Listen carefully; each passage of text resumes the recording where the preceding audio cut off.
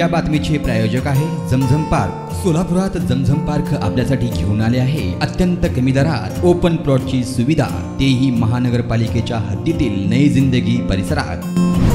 केंद्रीय मंत्री नारायण राणे हे आज अहमदनगर जिल्ह्याच्या दौऱ्यावर आले होते।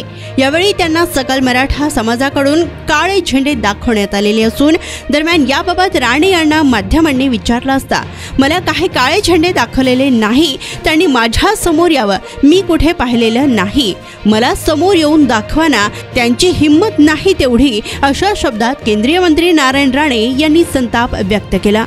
नगर जिल्ह्यातील अकोळनेर येथे एका विकास कामाच्या शुभारंभ प्रसंगी केंद्रीय मंत्री नारायण राणे हे नगर जिल्हा दौऱ्यावर आले होते।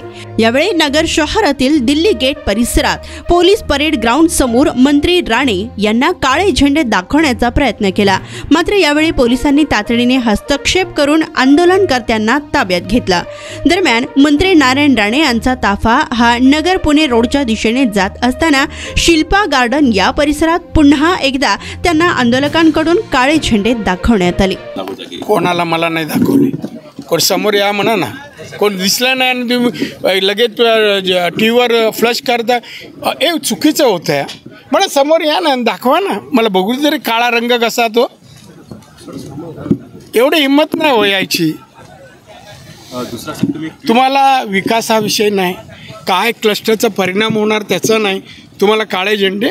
जय हिंद, जय महाराष्ट्र। जमीन में निवेश करो, जमीनदार बनो। सोलापूरकर आपण खुली जागा घेण्याचा विचार करताय, तेही अत्यंत कमी दरात आणि महानगरपालिका हद्दी, तर मग चिंता कशाला। झमझम पार्क आपल्या परिवारासाठी घेऊन आली आहे नई जिंदगी परिसरात तब्बल 3 एकरचा ओपन प्लॉटचा खजिना।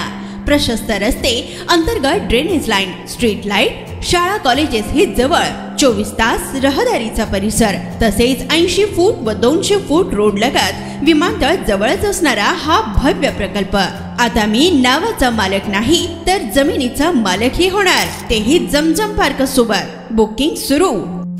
संपर्क 99 60 82 52 92।